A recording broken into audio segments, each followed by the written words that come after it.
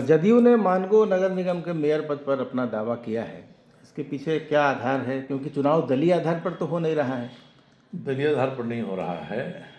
जिसको हम उपयुक्त उम्मीदवार समझेंगे उसका समर्थन करेंगे।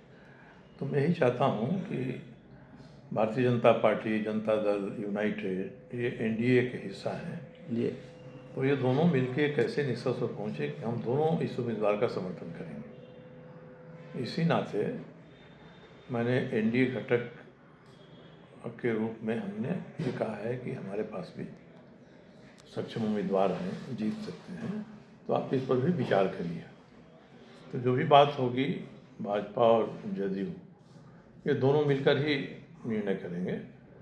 हम लोग कोई हट ही नहीं है कि हमने हट किया है कि साहब, हमने अपनी बात को कहा है कि भारतीय जनता पार्टी बड़ी खींचतान चल रही है तो बेहतर होगा कि जनता दल को हिस्से में डाल दीजिए, मगर वो उम्मीदवार एनडीए समर्थित होगा। जी। भाजपा का कोई ऐसा व्यक्ति इस पर सर्वसम्मति बनती है तो वही एनडीए समर्थन कर रहा है उसका, इस रूप में होगा तो हम लोग सीट को निकाल सकते हैं मानगो का। जिस तरह से मानगो के क्षेत्र की बनावट है और जिस तरह से यहाँ जनसंख्या का वितरण है, उसको देखते हुए भी जरूरी है कि एकजुट रहे एनडीए का वोट समर्थन, तो हम लोग इस सीट को जीत सकते हैं, नहीं तो कठिनाई होगी। इसी उद्देश्य से हमने अपना भी उनको मंतव्य बताया है कि आप दीजिए हम लोगों को, हम आसानी से उम्मीदवार हैं हम लोगों के पास, इस सीट को हम लोग जीत लेंगे। लेकिन अगर चुनाव दलीय आधार पर नहीं होगा, टिकट कोई पार्टी नहीं देगी, तो अगर मान लीजिए कि किसी दल का या आप ही के दल का या बीजेपी का कोई उम्मीदवार खड़ा हो जाता है तो उसको आप क्या करेंगे उस पर? कुछ नहीं करेंगे। कोई अगर मान लीजिए एनडीए के लोग घटक दल दोनों मिलकर जी तय करते हैं कि अमुक आदमी को हम समर्थन देंगे, इसके बावजूद जनता दल यू का या भाजपा का कोई कहता है कि हम भी लड़ेंगे, तो हम लोग उसका कुछ नहीं कर सकते हैं, सिवाय कि आगे जो संगठन है, संगठन उसकी भूमिका पर विचार करे। क्योंकि काफ़ी लोग इस बार है, क्योंकि महिला आरक्षित सीट है, कई लोग जो खुद खड़ा नहीं हो पाते हैं, पत्नियों को खड़ा कर दिया उन्होंने, और पूर्व मंत्री तक की पत्नी खड़ी है यहाँ। तो हल्के तौर पे, मजाक के तौर पर कहा जी, अमिताभ बच्चन जी का एक सीरियल चलता है, कौन बनेगा करोड़पति। उसी तरह से मानगो में एक अभियान चल रहा है, कौन बनेगा मेयरपति। तो यही दिखाई पड़ रहा है।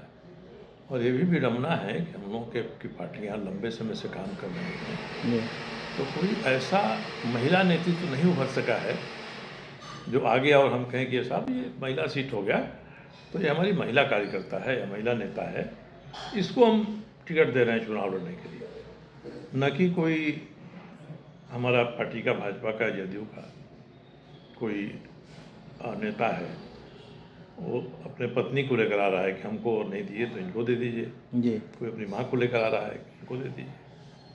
तो ये माहौल बना है, ये साबित करता है कि हम लोग राजनीति में महिला नेतृत्व उभारने की दिशा में कितना हम संवेदनशील हैं और सक्रिय हैं।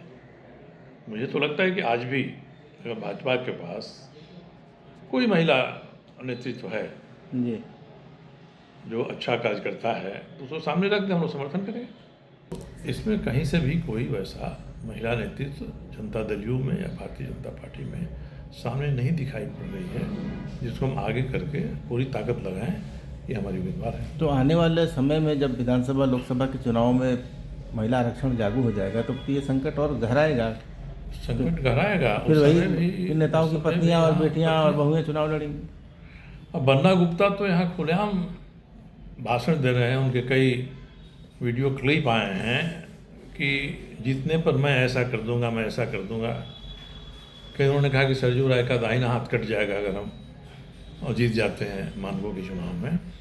तो ये लोग अपने वादा कर रहे हैं और जो उम्मीदवार है, जो उनकी पत्नी है, उसके मुंह से कुछ नहीं निकल रहा है। तो यही साबित करता है कि लोग पत्नियों को आगे रख के ढाल बना के और अपना उल्लू सीधा करेंगे जीत जाने पर। ये स्थिति है। अब लोकसभा में हो जाता है महिला आरक्षण, तो जैसे पंचायतों में हो गया तो महिलाएं अब निकल रही हैं। जी। शुरू में पति के छाँव में थी, अब निकल रही हैं महिलाएं। उसी तरह से महिलाएं निकलेंगी, उसकी भी तैयारी होनी चाहिए। और उसका ही अगर हम लोग मानो सही तैयारी करते हैं तो मुझे तो अच्छा लगेगा। जैसे बिहार में आपकी पार्टी ने दिया है, नीतीश कुमार की सरकार ने किया था महिला आरक्षण अपनी पंचायतों में और इसमें, तो उसमें काफ़ी एम्पावरमेंट आया महिलाओं में। काफ़ी बढ़ रहा है। हाँ, तो लेकिन ये जो दलीय आधार वाली बात है, बीजेपी भी मांग कर रही थी, जेएमएम भी मांग कर रहा था, तो आपको क्या लगता है कि दलीय आधार पर नहीं कराने के पीछे क्या कारण हो सकता है? मुझे ये लगता है ना कि ये सरकार ये समझती है कि जो शहरी क्षेत्र है जी, उस क्षेत्र में हम बहुत मजबूत नहीं हैं। दलीय आधार पर होगा तो इसके नतीजे हमारे पक्ष में नहीं आएगा, तो एक मैसेज जाएगा प्रदेश में और देश में कि भाई इतनी 48-49 नगर पालिकाओं का इलेक्शन हुआ, उसमें लोग कहीं नहीं हैं। तो यही में मुख्य कारण हमको लग रहा है कि इसी के कारण से लोग दलीय आधार पर नहीं करा रहे हैं। जी।